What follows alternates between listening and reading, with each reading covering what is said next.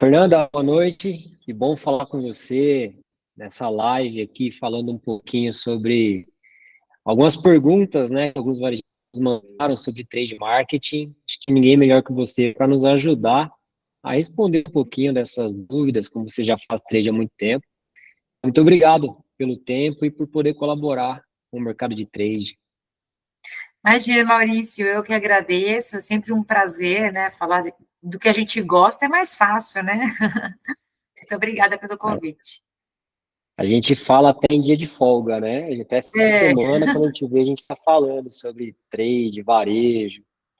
Mas é legal, e uma coisa que eu percebi, Fernanda, antes de falar um pouquinho aqui das perguntas do pessoal, eu percebi que o tema, né, que você já fala há tanto tempo, ele tá ficando cada vez mais popular. Eu vejo hoje o pessoal, assim, na própria APAS, assim, nos corredores ali, varejista falando sobre trade com fornecedores. Você percebe que isso vem aumentando, assim, na prática mesmo? vem sim, Maurício. Eu acho que até dos colegas, né, de varejo, da gente fazer benchmark, trocar ideia, e a própria indústria também, né? Acho que a gente tem vários graus de maturidade na indústria, apesar de ter começado na indústria. Então, acho que muitos parceiros aí se estruturando para atender também o varejo, né? E o varejo também correndo atrás ali para conseguir se estruturar para atender a indústria e não deixar passar essa oportunidade. Então, eu vejo um movimento assim dos dois lados, sabe? Legal. Então, agora na APA mesmo, a gente percebeu que nos estandes das indústrias, tava muito claro o pessoal com crachá de trade, assim, e já não é mais aquele negócio, o varista olhar e falar assim, o que será que esse cara faz? Assim, já tá claro, né? Poxa, é aí que tá as negociações e tal, acho que isso tá ficando muito bacana. E aí, Fernanda, nós aqui da Meu Cliente, nós temos alguns varejistas que já estão com a gente em uma jornada um pouco mais longa, a empresa está fazendo 3 anos, né? Mas nós temos alguns clientes que estão desde o início, sim, e já alcançaram uma maturidade bacana no trade. Um deles é o Almeida Mercados de Londrina. O Marco Antônio fez uma pergunta que eu achei bem legal, assim. Ele perguntou, assim, como que é hoje a questão do lançamento do centro de custos? Como que você imagina que deve ser para um varejo, né? Então, tem o trade que tem um investimento, então eu invisto em pessoas, em software, mas que também gera uma receita. Ele fala assim, como que você considera o ideal para esse centro de custo acontecer hoje na prática, no fechamento ali financeiro mesmo do negócio? Perfeito. Eu, falando de rede da Ubem, esse ano eu realmente consegui separar esse centro de custo das outras áreas, né? Até então tinha uma parte no comercial, uma parte em marketing, então esse ano a gente realmente separou o que é verba que entra do trade, o que é despesa de trade, que eu acho assim, que é um modelo ideal, né? Mas, de novo, cada empresa no seu grau de maturidade, a gente demorou para fazer, a gente demorou e pelo menos desde quando existe o trade estruturado, vai 5 anos, agora que a gente foi realmente separar essas caixinhas, na DRE enxergar uma linha ali trade marketing, porque realmente a área foi ganhando importância e relevância dentro do negócio, que tem um momento que você fala assim, não, realmente eu preciso enxergar isso aqui separado. Então, vai depender muito da maturidade, vai depender muito da estrutura, mas se eu puder dar um conselho é que isso seja separado até para valorizar o que a área traz, né? Hoje a gente consegue enxergar claramente dentro de uma DRE o que veio de recurso e o que eu tive de despesa, óbvio, né? Ali, às vezes para executar, e qual é o resultado que essa área contribui para todo o resultado da empresa, né? Então, eu acho que seria mais ou menos por esse caminho. Legal, muito bom. É que essa aqui já é uma pergunta de um varejo que já tem trade, ele usa, né, no caso, o time da Meu Cliente, e fazem um trabalho muito bacana junto, mas é uma pergunta mais avançada, assim, de alguém que já está ali, né? Eu já tenho verba para eu dizer onde que eu aloco no DRE, isso já é um passo bem importante, né? Já é uma dúvida bacana. E aí o Marco também perguntou para nós o seguinte, quais os indicadores principais que o varejista deve controlar dentro do trade? O que você considera ali que são os indicadores bacanas? Que colocar o termômetro ali, tudo bem, tá legal, o que você considera? Perfeito. Bom, acho que alguns até comuns com outras áreas, né, que o trade ele tem que acompanhar até para saber se está sendo eficiente, mas então muito voltado ali para o faturamento, para o ticket médio, para o número de produtos que estão na cesta do cliente. Acho que esses indicadores eles são comuns em algumas áreas, né? Mas quando a gente afunila até mais ali no cliente em si, porque o trade ele também pode cuidar ali do CRM, por exemplo, realmente a gente entender a penetração de categoria, se aquela ação que a gente fez, por exemplo, a gente conseguiu realmente trazer novos clientes, por exemplo, para uma categoria, ou para um parceiro, ou para um determinado fornecedor. Outros indicadores, assim como o ciclo de vida do cliente. Então, às vezes, você faz uma ação para resgatar clientes que deixaram de comprar, né, ou uma categoria, ou na rede mesmo, né, frequência de compra. Então, são indicadores que, na verdade, não só o trade, mas algumas áreas medem, mas que cada ação, mesmo que pequena, é importante acompanhar. Porque, às vezes, a ação ela não vai te dar um mega ultra resultado naquela hora, mas depois, ao longo do tempo, você percebe que você foi conquistando, sei lá, novos clientes, ou mais ticket para aquela categoria, ou para aquele parceiro, né? Então, são KPIs aí bem relevantes para a gente olhar e medir o sucesso das ações, o retorno do investimento mesmo das ações. Então, o parceiro foi lá, investiu tanto, o quanto aquilo retorna ou a curto prazo, porque pode ser uma ação, né, que você consegue medir rápido, ou a médio prazo, muitas vezes, né? Porque o trade também, Maurício, é uma construção. Às vezes um parceiro ele vai fazer uma ação aqui, vai dar um resultado, mas é uma consistência também, porque não adianta você fazer uma ativação e achar que resolveu. Dependendo, você tem que realmente plantar uma sementinha, então, plano de trade. Né? Aí sim você vai conseguir usar os indicadores da melhor forma e realmente aquele indicador ser fiel. De repente, numa primeira ação não vai dar aquele super resultado, mas uma consistência de ações, isso dá um resultado bacana. Por isso que a gente fala em plano de trade, por isso que a gente fala em JBP, né? Porque é uma coisa muito construída a várias mãos e a longo prazo, até para testar, né? O que dá certo, o que não dá certo. Então, usar os KPIs mesmo, como eu comentei, né, alguns desses, para ir medindo a curto prazo, mas também a médio prazo, né? Para pensar num plano. Perfeito.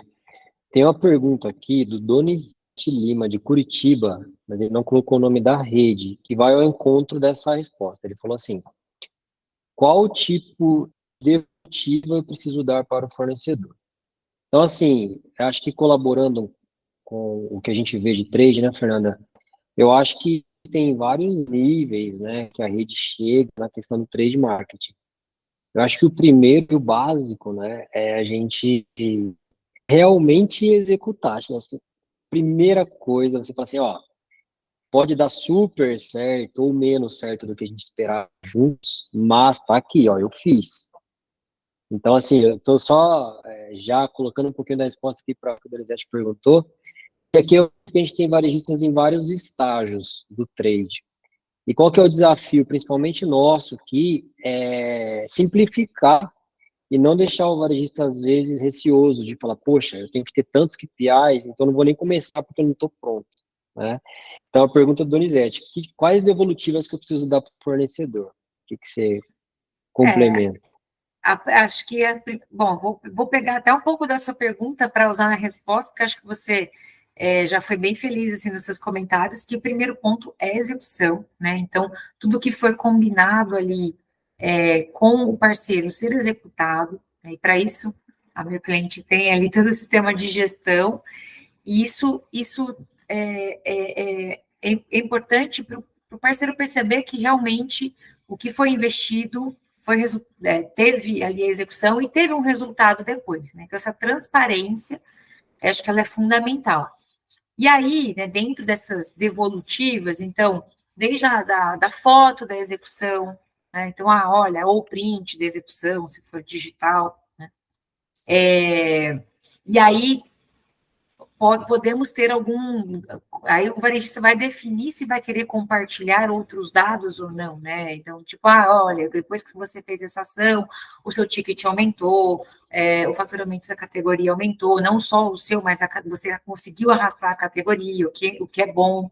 A gente teve tantos itens na sua cesta de compras, a gente teve mais clientes com frequência de compra na categoria, enfim. Aí, realmente, vai acabar construindo todo esse relatório. Mas acho que o básico mesmo é mostrar, olha, o que a gente combinou, eu executei, está aqui. Né? Então, essa transparência, ela vai garantir outras negociações também, né? Total. E o que eu vejo, assim, muitos fornecedores, às vezes, eles fazem a primeira negociação com a questão de um valor menor, menos ativos, mas quando a confiança vai crescendo, tem até algumas negociações que a gente vê que fogem à regra, assim, por exemplo, a indústria, ela não performa tão bem naquela região, naquele tipo de produtos, por exemplo. E aí, qual que é a estratégia para conseguir mais market share daquela região? É investir no trade. Ao invés de investir 100% da verba no selinho ali, fazer um estoque gigantesco na loja e não pensar no sellout, né? E aí eu consegui fazer um gancho aqui com a pergunta do Thiago Gomes, que também não colocou o nome do varejo, o Thiago é do Rio de Janeiro. Onde ele fala assim, gostaria muito de começar com trade marketing, mas eu não sei se eu consigo diferenciar a verba comercial para a verba de trade. Assim, entendo que a pergunta dele eu já tenho negociações comerciais, onde que eu conseguiria, quais argumentos eu teria, né, para os fornecedores, para eu negociar também trade marketing? Isso a gente ouve sempre, assim. Como vocês já fazem, o que você fala aí para o Thiago, Fernando? Eu acho que para os fundamentos mesmo do trade, né? Então, tudo que envolver a visibilidade, né? O relacionamento com o cliente, isso ele pode, esses ativos, né, que fazem parte, por exemplo, dessas duas frentes, devem estar embaixo do guarda-chuva do trade. Então, quando a gente fala ali de sell-in, de sell-out, de, às vezes, até verba de introdução, ou para aqueles varejistas que tem o espaço em gôndola, enfim, né?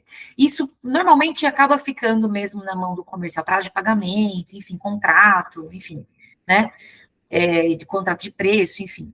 Mas a hora que a gente vai para alguns ativos, né? E aí é importante o mapeamento desses ativos que geram visibilidade e relacionamento com o fornecedor, aí sim a gente está falando de trade. Então, eu tenho ali campanhas de CRM, eu tenho ali visibilidade dentro do e-commerce, visibilidade dentro da loja, né, o próprio retail media, alguns pontos extras, isso tudo, uma vez que você mapeia esses ativos, né, quais são os ativos que o comercial tem e quais são os ativos que o trade tem, fica mais fácil de dividir a verba.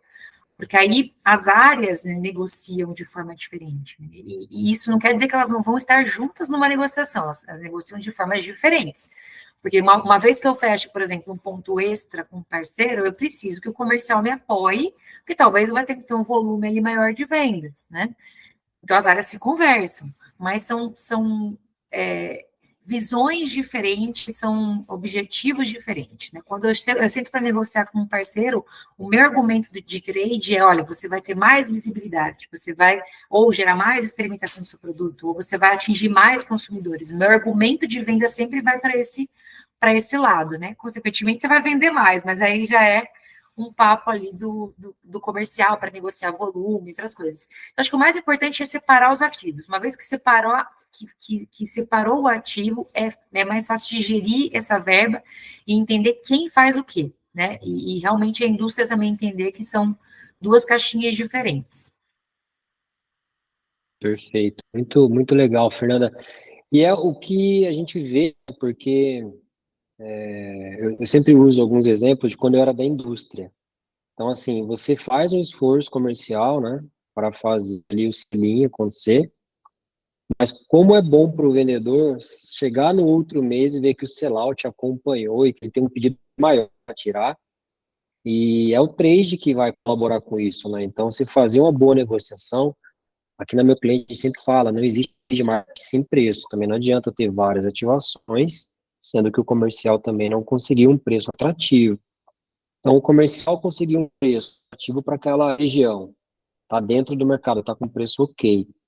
E o trade vai fazer várias ativações para aumentar o sellout, que vem essa questão das negociações. Então, para o Thiago, eu diria isso, né? Muitas vezes o varejista fala assim, poxa, eu não queria que as verbas se misturassem. Mas na prática, o varejista hoje ele está negociando ponto de gôndola, ponto extra e tabloide, que são ativos comercial mesmo, né? Então, de repente, você olhar para toda a rede, olhar para os espaços digitais, muito provavelmente o comercial não alcança, né? Que é o que vocês já fazem há um tempo, né, Fernanda? A questão ali de e-commerce, push no CRM, o digital mesmo, né, a própria rede social. Isso já faz parte de um inventário de opções para vocês, né? E ajuda no plano 360, né? Eu sempre defendo isso, Maurício, um plano 360 para uma marca, né? Então, principalmente quando é um lançamento de um produto novo, por exemplo, né? Eu acho que isso acho que é o exemplo mais claro que a gente pode dar, né? Ah, então tem a verba de introdução, tem ali o sell-in, sell-out, tem o prazo de pagamento, vai ter um ponto extra, vai ter 30 tabloide, isso aí, beleza, até aí está o comercial atuando.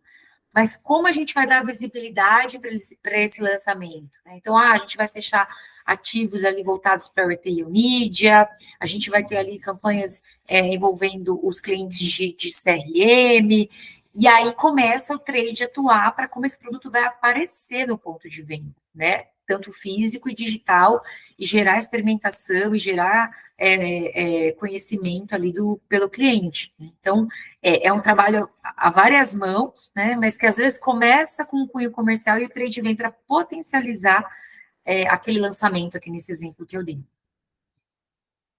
Perfeito. E eu sempre trago a minha visão de quando eu era da indústria. Como é bom para a indústria saber qual varejo ir quando ela tem um desafio.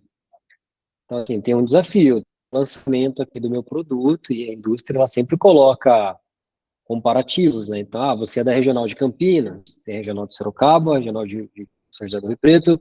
Então, assim, você não pode ficar atrás, você tem que acompanhar, fazer ali os números, né, de market share para aquele produto. Aí, beleza, a indústria tem esse desafio, na região que ela atende aquelas redes de varejo, ela sempre vai ter os primeiros que ela vai para fazer negócio, que são justamente aqueles varejistas que já estão conversando, né, com os fornecedores e fazendo junto algum planejamento. Então é comum, a indústria sempre vai procurar onde ela é ouvida, né, para poder fazer ali a sua melhor estratégia. E ó, eu estou conseguindo fazer vários ganchos legais aqui. O Matheus, ele não colocou o sobrenome dele aqui, mas a pergunta é assim: se você percebeu, e depois que você começou o movimento de trade lá atrás e tudo mais, começou a partir da indústria a te procurar para fazer ações, ou seja, acho que ele quis dizer assim, em dado momento você foi muito criativa, né? A gente já conversou um pouco como que você começou o trade, nas negociações ali. Mas em dado momento, com certeza a indústria passou a olhar para a rede, né? E vir com o próprio planejamento. Você percebe essa virada de chave em algum momento da jornada, assim, como é que foi isso? Percebo, sim. É aquela velha história, né? A verba ela existe, então a indústria tem um planejamento dessa verba e ela vai alocar aonde ela tem confiança que vai ser executado. Acho que esse é o primeiro ponto, né? Onde de repente tem estrutura para ser executado, também é um segundo ponto, né? E aonde de repente ela consegue ali ousar um pouquinho, trazer um pouco de inovação, trazer uma parceria um pouco diferente. Então, é um trabalho de formiguinha, né? Falando por nós, assim, a gente não começou com um trade super estruturado, pelo contrário, a gente ainda está estruturando, né? Parece que às vezes não, porque a gente faz bastante coisa, mas a hora que a gente olha para dentro de casa, fala, cara, tem muita coisa para a gente consertar ainda, sabe? Tem muito potencial ainda, e é um negócio vivo, né? Então, com certeza, assim, a gente foi fazendo um trabalho de formiguinha, foi ganhando essa confiança, foi trazendo a indústria para perto para perceber assim, olha, não, pode investir aqui, porque a gente vai fazer acontecer, acho que, né? E também a gente vai dar um jeito de fazer as coisas acontecerem, né? Porque muitas vezes, o que acontece com o varejo? Ele acha que a indústria, todo movimento que ela vai fazer é muito grande e às vezes muito demorado. E o varejo ele tem mais agilidade. O que acontece com a gente? Até por ser uma rede menor, né, não é uma rede nacional, enfim, a gente tem mais agilidade em algumas coisas, a gente resolve muita dor. Então, para executar alguma coisa do Media Kit, por exemplo, de trade, a gente fala, não, deixa que a gente produz, sei lá, o adesivo, a gente instala, a gente remove, não se preocupa com isso, só me dá a verba que eu faço, sabe? Então, também a indústria vê com bons olhos, porque a indústria sabe que muitas vezes o processo para eles é moroso, tem compliance, tem um monte de coisa que acontece. Então, quanto mais o varejista tiver à disposição, ajudar a indústria a executar, também é um ponto que conta positivo, porque fala, poxa, se eu for lá, a verba está aqui, eles vão dar um jeito de executar para mim. Então, acho que também é um outro ponto para o varejo olhar, sabe? Fora essa questão de estar aberto às inovações, de trazer, de cutucar, é o que eu brinco, né? Cutuca a indústria, fala para o meu time. Porque às vezes a indústria está olhando assim uma data X, mas a gente está olhando 300 outras datas que pode ativar, ou oportunidades vindas de dados de CRM. Então, eu acho que é uma troca boa nesse sentido. E o varejo sempre ali mais ativo do que reativo, esperando vir, ou então ajudando a indústria a executar. Eu acho que aí você começa a criar ali um relacionamento. E aí vem. Mas é um trabalho que você vai construindo. E hoje a gente percebe, né, respondendo a pergunta do Matheus, que sim, hoje a indústria nos procura para fazer, mas mediante esse trabalho assim constante, né, e trazendo essa confiança também para os parceiros. Não, e é bacana, eu já estive na loja e já vi algumas ativações, assim, muito case que você tem, por exemplo, ações que eu não vejo frequentemente em vários artistas nacionais, por exemplo, uma que me chamou a atenção, a ação da NBA. Assim, é super diferente, porque você não vê com tanta frequência. Você fez agora bem legal da Champions League. Essa da Champions League eu já vi em alguns varejos nacionais, assim. Mas eu acho que essa pergunta, ela é muito bem colocada, assim, porque acredito que no começo é você chamando, ó, vamos lá, bora, né? Depois que faz 3, 4, 5, vê que já acontece, aí você vê a indústria vindo com o planejamento pronto, falando, Fernando, ó, na Champions League, que é em junho, um mês antes, essa ação. Para chegar nesse ponto, um varejista regional, ele realmente tem que estar assim, bem alinhado. Que inclusive o pessoal, o Marco aqui do Almeida Mercados, eles fizeram a mesma ativação aí da Champions League. Então você vê, né? 2 anos e um pouquinho com trade e já estão com esse relacionamento ali com a indústria fornecedora. E é legal que você vê que isso vai criando um ecossistema, né? Ô, Fernanda, agora sim, o intuito aqui é a gente fazer esse bate-papo, né? Futuramente fazer outros. Eu quero trazer também algumas perguntas da indústria para um segundo momento, um outro bate-papo. Mas uma pergunta que, assim, é para a gente finalizar aqui, Elaine Amorim fez a pergunta. Ela tem 4 lojas. Eu falei, cara, qual o primeiro passo? Assim, primeiro passo, aquele negócio, antes feito que perfeito, né? Então, ela tem a operação aqui, eu não tenho os detalhes da operação, né? Tamanho de loja e tudo mais, mas, assim, o básico do básico, sabe? Ó, isso aqui, mais isso aqui, tipo assim, como que você começou, Fernando? Do básico do básico, para o pessoal entender, são vários níveis, mas o primeiro passo ali. O primeiro passo é importante, sabe, é mudar a chavinha e saber que trade não é só para grandes empresas, grandes corporações. O trade ele já está no nosso dia a dia. É a gente que precisa olhar para ele de forma estratégica, né? Então, eu acho que esse é o primeiro passo, mudar a chavinha. Você já faço o trade, né? Só que agora, como eu posso colocar processo, colocar pessoas para fazer? Então, acho que esse seria o primeiro passo, mudar a chave. E o segundo passo é implantar a cultura do trade, né? Então, por quê? Porque muitas vezes o comercial, ele acaba ofuscando o trade, porque ele começa a ter ações ali dentro que vão contra ali, às vezes, uma criação ali de áreas ou pessoas específicas, porque ele começa a ter demandas que puxam ali ativos de trade, enfim.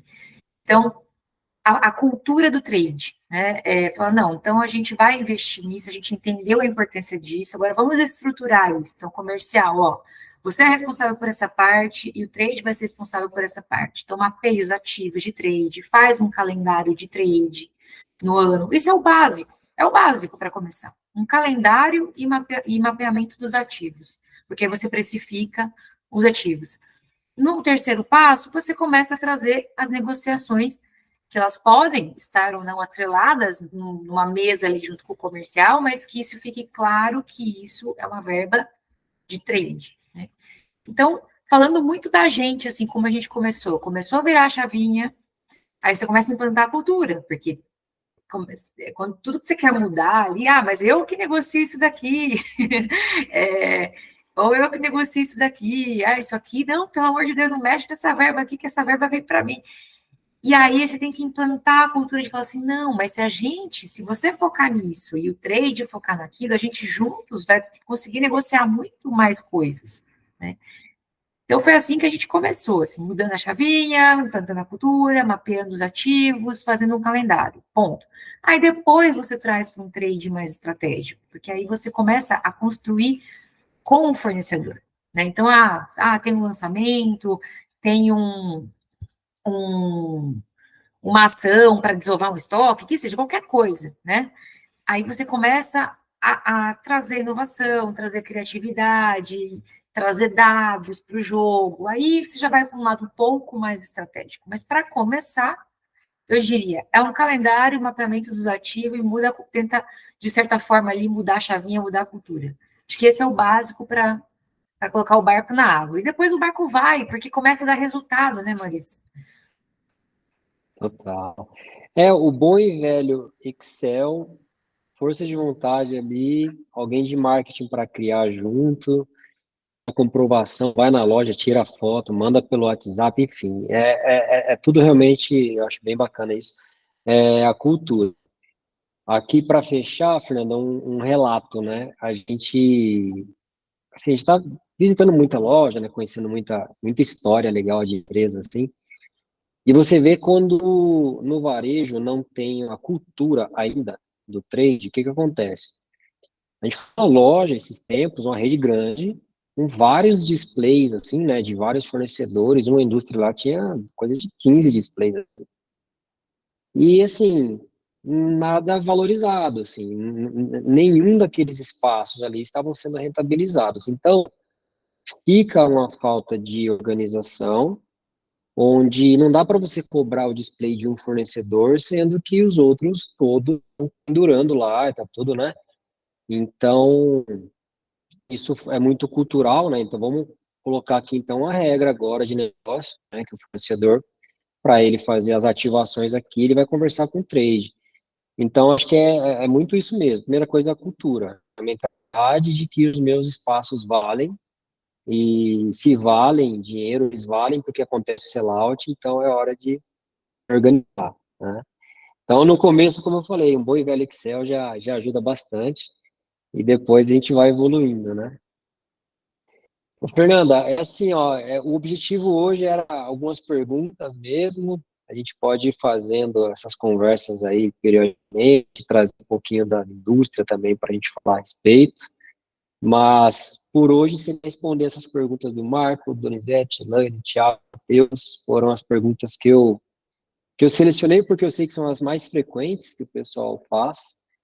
E numa próxima a gente traz alguns temas assim, mais focados em alguma ação, algum momento do ano, para ir compartilhando com o pessoal que nos acompanha aqui. Legal, Maurício. Tá bom, combinado. Acho que esse formato é bacana, porque também faz essa interação, né, com quem é cliente de vocês e quem acompanha, enfim. Bacana, tá bom. É legal, a gente vai levando esse tema, vai ter evento agora, semana que vem, da SA também, que vai falar bastante. Então, sempre que esse for o assunto, trade Verdade, é marketing semana media, que vem, né? Dia 3, né? Já tá aí, já tá aí. Esse Então ano a eu gente não vou. não vai rolar. É muito Mas é arriscado. isso, Fernanda. Ó, no próximo bate-papo eu trago a indústria para a gente conversar um pouco e depois a gente define junto um terceiro episódio, vamos dizer assim. Tá bom, fechado. Tá bom? Combinado, Então, então. fechou. Obrigada.